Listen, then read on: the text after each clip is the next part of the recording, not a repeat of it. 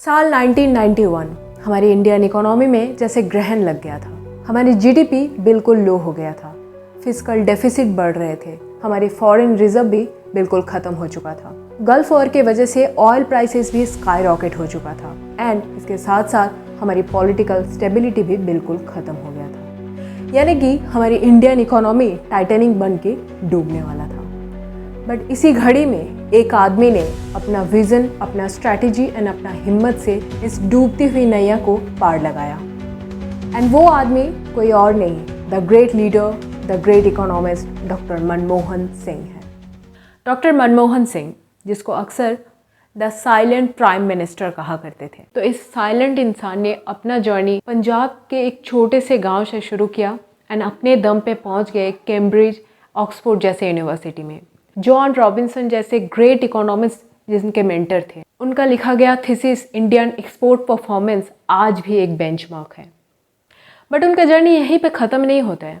Studies complete करने के बाद उन्होंने अपना करियर एज ए प्रोफेसर शुरू किया। प्रोफेसर से हमारे इंडिया के chief economic adviser, then planning commission के deputy chairman, then secretary of trade and commerce, then governor of RBI, then finance minister and ultimately the prime minister of India. 1991 में India की economy जब डूबने वाली थी, उसी time पे नरसिम्हा राव की सरकार मनमोहन सिंह को as a finance minister appoint किए। तो ये साइलेंट मैन ने ऐसा क्या मैजिक किया जो हमारी डूबती हुई इंडियन इकोनॉमी 10% जीडीपी तक पहुंच गया। 1991 में इंडियन इकोनॉमी में डॉक्टर मनमोहन सिंह इंट्रोड्यूस किए liberalisation, privatisation and globalisation policy.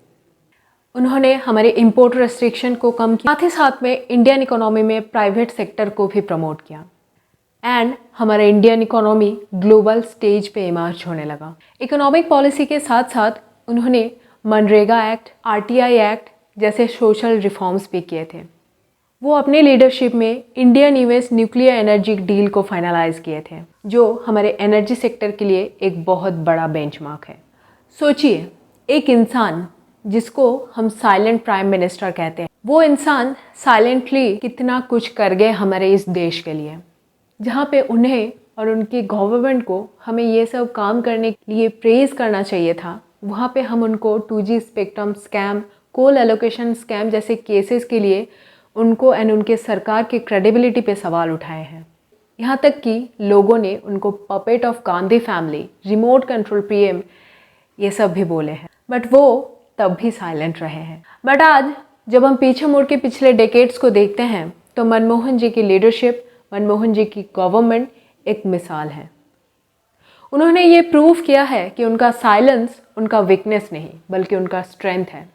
एक अच्छे लीडर बनने के लिए हमेशा लंबी चौड़ी भाषण देना ज़रूरी नहीं होता है। आप साइलेंटली भी अपना हुनर से, अपना डिग्निटी से देश के लिए बहुत कुछ कर सकते हैं। एंड आज अनफॉर्चुनेटली ये महान पर्सनालिटी हमारे बीच में नहीं है। बट ये इंडिया आपको as a great leader, as a great economist हमेशा याद करेगा।